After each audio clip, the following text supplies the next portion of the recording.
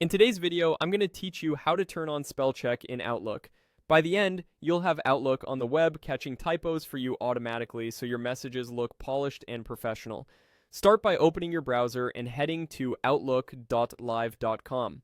If you're not already signed in, sign into your account. Once your inbox is loaded, we'll open a fresh message so we can reach the spell check controls that live inside the Compose tools. Click New Mail to open the Compose window. This is important because the option we need only appears when you're writing a message. In the Compose window, look to the top right of the toolbar for the three dots, also labeled More Actions. Click those three dots. If your window is narrow, the toolbar might collapse and hide some buttons. Expanding the window or clicking the three dots will reveal the full menu. From that menu, choose Editor. This opens Microsoft Editor, the built-in assistant that checks spelling and other writing issues in Outlook on the web. It's the central place where these proofing features are managed. Next, in the Editor panel, click Editor Settings. This takes you to the configuration area where you can control what editor checks. We're focusing on spelling, so you can ignore the other categories for now if you'd like to keep things simple. In the settings, find the spelling option and turn it on.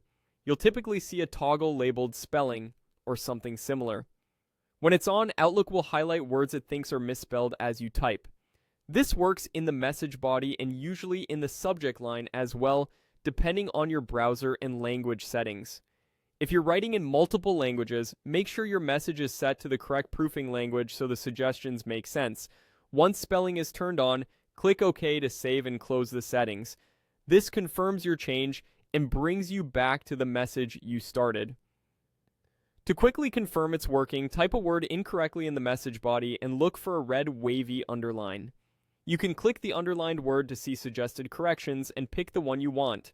If you don't see underlines immediately, give it a second or try another word. The check runs as you type. That's it.